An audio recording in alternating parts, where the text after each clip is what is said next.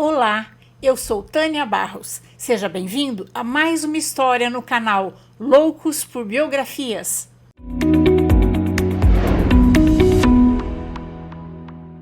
E se você é novo por aqui, convido você a conhecer as 250 biografias que já existem no canal e a se inscrever para conhecer as próximas também. Juntos vamos conhecer a vida das pessoas mais interessantes e inteligentes da história, e as piores também, porque é do contraste que nasce a nossa consciência. Agora vamos lá, senta aqui, lá vem história. Hoje vamos conhecer um pouco da vida e da obra do ator e cineasta brasileiro Mazzaropi, considerado o maior cômico do cinema nacional.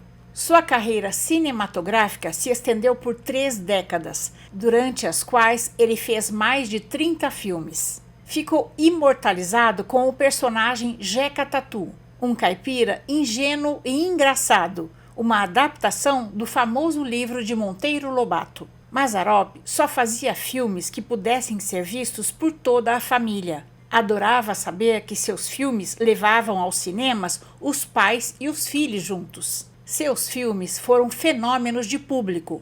Isso quando a população brasileira era de 60 milhões e quase 80% das pessoas viviam em áreas rurais. Alguns no Brasil o consideram um dos pais do cinema nacional. Mazzaropi conciliou 2 coisas quase incompatíveis. Teve sucesso como artista e como empresário. Ele foi o único artista que ficou milionário fazendo cinema no Brasil. Construiu um estilo que sempre será imitado, mas jamais superado, porque o melhor de Mazzaropi era ele mesmo. Nos seus 28 anos de carreira, Mazzaropi fez sucesso por onde passou, no circo, rádio, TV, cinema, teatro. Sua contribuição para o humor e a cultura popular brasileira continua sendo lembrada e apreciada até os dias de hoje. Mais um brasileiro que vale a pena conhecermos a história. Amácio Mazzaropi nasceu no dia 9 de abril de 1912, na cidade de São Paulo. Era filho único do casal de classe média Bernardo Mazzaropi, um imigrante italiano, e da portuguesa Clara Ferreira. Seu pai era dono de uma mercearia e Mazzaropi cresceu sem problemas financeiros. Do avô paterno, Amácio, Mazzaropi herdou o nome e o gosto pela vida do campo. Quando ele estava com 2 anos, sua família mudou-se para Taubaté, interior de São Paulo. Quando era pequeno, Amácio passava grandes temporadas na casa do avô materno, o português João José Ferreira, exímio tocador de viola e dançarino de cana verde, uma modalidade de dança de pares de origem portuguesa. Seu avô era animador das festas do bairro onde morava e levava seus netos com ele. O jeito caipira do avô o encantava. Aquele andar esquisito do Jeca, com braços e pernas meio abertos, Mazzaropi aprendeu com uma vizinha italiana. Quando ela passava, ele a imitava e acabou incorporando o seu andar a seu personagem. Em 1919, sua família voltou para a capital, onde Amácio cursou o primário. Ficou conhecido por sua facilidade em decorar e declamar poesias, tornando-se o centro das atenções nas festas escolares. Em 1922, seu avô paterno faleceu e sua família voltou para Taubaté, onde abriram um pequeno bar.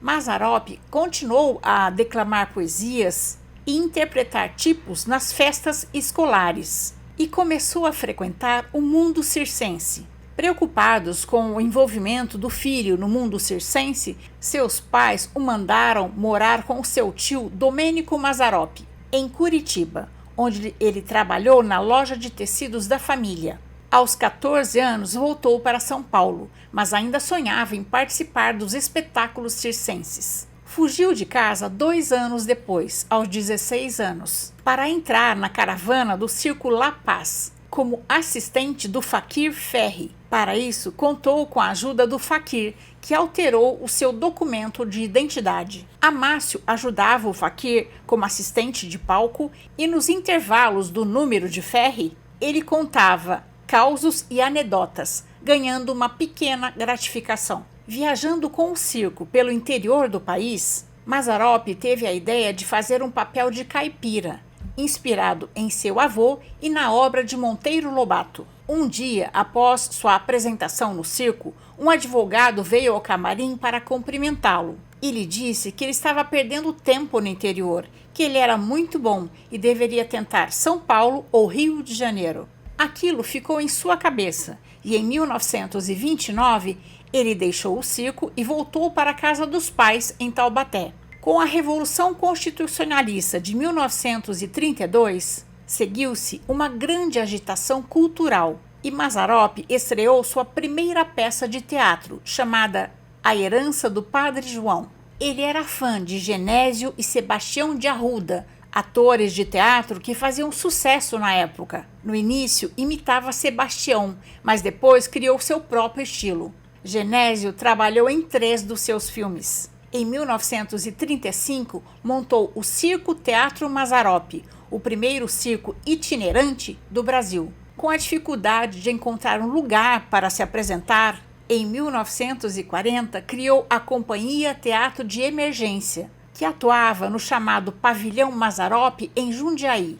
Quando sua avó materna faleceu, ela lhe deixou uma herança, que deu para comprar um telhado de zinco para o seu pavilhão, e ele pôde estrear na capital, com atuações elogiadas nos jornais paulistanos. Depois partiu com a companhia em turnê pelo Vale do Paraíba, mas a grave situação de saúde do seu pai complicou sua situação financeira. Seu pai faleceu 4 anos depois, em 1944. No ano seguinte à morte do seu pai, Mazzaropi estreou no teatro profissional, como ator e diretor da peça Filho de Sapateiro, Sapateiro é. No ano seguinte, foi contratado pela Rádio Tupi do Rio de Janeiro, onde estreou o programa dominical Rancho Alegre. O programa era encenado ao vivo no auditório da emissora e dirigido por Cássio Gabos Mendes. Rancho Alegre permaneceu no ar por 7 anos. Mazzaropi participou da inauguração da TV Tupi em São Paulo em 1950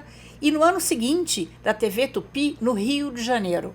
Com a estreia da televisão, Mazzaropi foi convidado para fazer o mesmo programa que fazia na Rádio Tupi, agora na TV Tupi, ao lado dos atores Restife e Geni Prado. O programa se tornou um enorme sucesso. Mazzaropi tinha um hobby. Ele adorava cantar seresta, valsa, MPB para os seus amigos. E os amigos o chamavam carinhosamente de Maza.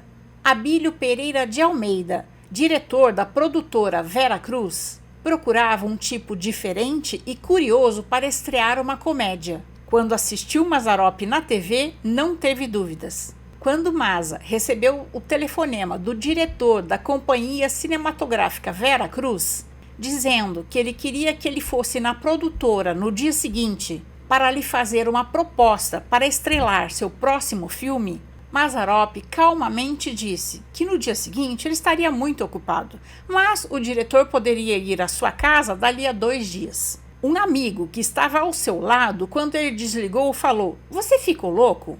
O que você tem para fazer de tão importante amanhã que não pode ir conversar com o diretor da Vera Cruz?" Mazzaropi, rindo, respondeu: "Você já ouviu falar que boi em terra estranha é vaca? Então, na minha casa eles estão no meu território. Vão ver meu carro, minha casa e saber que não sou barato e vão me dar valor." Abílio Almeida ofereceu 500 mil e Mazzaropi disse que por menos de 1 milhão não aceitaria fazer o papel. Era uma pequena fortuna para a época. E ele ainda completou que podia colocar uma cláusula no contrato dizendo que o filme de Mazzaropi desse prejuízo, ele pagaria do bolso. Se vendeu bem e ganhou o papel. Mazzaropi estreou o filme Sai da Frente, rodado pela Companhia Cinematográfica Vera Cruz em 1952. Participou de 8 filmes como ator contratado, 3 pela Vera Cruz, mas depois, com as dificuldades financeiras da Vera Cruz, ele participou de mais 5 filmes de diversas produtoras. Se preocupava que seus filmes tivessem censura livre, porque ele fazia questão que pai, mãe e filhos pudessem ir juntos ao cinema. Em 1957, lançou Os Gibis do Mazzaropi. Amácio desenhava muito bem e a arte dos cartazes dos seus filmes era ele quem fazia. Em 1958, vendeu sua casa e criou a Pan Filmes, Produções Amácio Mazzaropi, sem ajuda ou incentivo algum do governo, e passou não só a produzir, mas dirigir e distribuir seus filmes em todo o Brasil. Sua primeira produção foi o filme Chofer de Praça. Mazzaropi usou todas as suas economias para alugar os estúdios e os equipamentos da companhia Veracruz e rodar as filmagens externas em São Paulo. Como não tinha dinheiro para fazer cópias do filme pronto para distribuir, pegou seu carro e saiu interior afora fazendo shows, até conseguir arrecadar a quantia que precisava. O filme Chofer de Praça fez enorme sucesso já na estreia. O pano de fundo de quase todos os seus filmes era uma fazenda. As primeiras eram emprestadas, mas depois ele comprou a sua e batizou-a de Fazenda da Santa, onde montou o seu estúdio. Em 1959, Mazza foi convidado pelo Boni, José Bonifácio de Oliveira Sobrinho, que na época trabalhava na TV Excelsior em São Paulo, para fazer um programa de variedades que ficou no ar por 3 anos. Nessa mesma época, obteve do Instituto de Medicamentos Fontoura os direitos para o cinema sobre o personagem Jeca Tatu, criado por ele em 1919. Em 1960, o caipira tímido, de fala arrastada, calça pula-brejo, paletó apertado, camisa xadrez, botina, que vence obstáculos ao lançar mão das artimanhas aprendidas na vida do campo, aparece nas telas do cinema pela primeira vez, no filme Jeca Tatu, com inspiração na obra de Monteiro Lobato, e arrastou para o cinema uma multidão de pessoas, e lhe rendeu a maior bilheteria do cinema nacional. O sucesso foi tanto que, a partir daí, Mazzaropi acabou se dedicando exclusivamente ao cinema. Lançou um filme por ano, e sempre estreava no dia do aniversário de São Paulo, 25 de janeiro. Os lançamentos eram sempre no Cine Arte Palácio, porque o dono do cinema foi quem mais o apoiou no início de sua carreira como produtor. A Paramount, a Warner, as produtoras de filmes internacionais mandavam no cinema naquela época. Mazzaropi era o único produtor de filmes nacionais que podia escolher a data de suas estreias, porque era um sucesso garantido de bilheteria. A festa de estreia dos seus filmes parecia cena do Oscar. A rua era fechada com cordão de isolamento, policiais faziam a segurança e Silvio Santos apresentava o elenco, que, para deleite do público, sempre estavam presentes na estreia. Um de seus filmes foi lançado no mesmo dia de Tubarão, e o filme de Mazzaropi deu mais bilheteria. Em 1961, produziu seu primeiro filme em cores, Tristeza do Jeca. 5 anos mais tarde, lançou o filme O Corintiano, que foi mais um recorde de bilheteria nacional. Em 1968, Astralgésilo de Ataíde, que era então presidente da Academia Brasileira de Letras,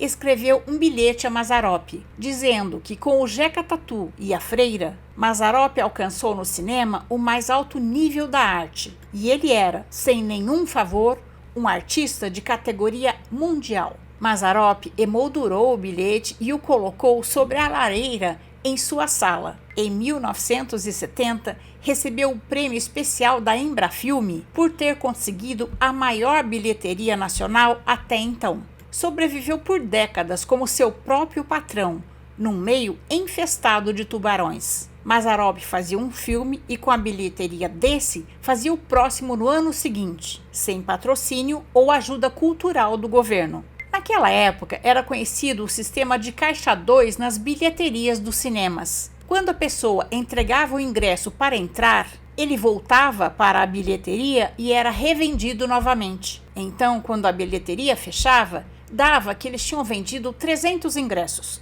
mas na verdade tinham vendido 1000. Mazzaropi, sabendo disso, pagava um fiscal para ficar ao lado da bilheteria de cada cinema, com 2 contadores de número, um para meia entrada e outro para inteira. Assim, ninguém conseguia roubá-lo. Como era um grande astro, em 1972 foi recebido pelo então presidente da República, General Emílio Garrastazu Médici, que era seu fã. Mazzaropi não se fez de rogado, pediu ao presidente mais apoio ao cinema nacional. No ano seguinte, produziu Portugal, Minha Saudade, com cenas gravadas no Brasil e em Portugal, tudo bancado por ele. Construiu em Taubaté um grande estúdio cinematográfico, com uma oficina de cenografia, um hotel para os atores e técnicos. Ficou milionário, conciliou duas coisas quase incompatíveis. Teve sucesso como artista e como empresário. Sua fazenda entregava cerca de 1.000 litros de leite por dia, sendo um dos maiores fornecedores da empresa Leite Paulista. Na década de 70, já com a Panfilmes bem estruturada em sua fazenda, Mazzaropi produziu alguns filmes satirizando os grandes sucessos de Hollywood, como O Jeca contra o Capeta, uma sátira ao filme Exorcista. Nos estúdios da Panfilmes, em Taubaté, foram produzidos 18 dos seus filmes, todos eles com a participação de Geni Prado interpretando a mulher do Jeca. Geni atuou ao lado de Mazzaropi em 21 filmes. Sua indústria cinematográfica só produzia seus filmes, ou seja, um por ano. Mazzaropi era muito reservado, não dava entrevistas, porque dizia que distorciam tudo o que ele falava. Era muito apegada à sua mãe, nunca se casou, mas teve 5 filhos adotivos: Péricles, Pedro, João, Carlos e André.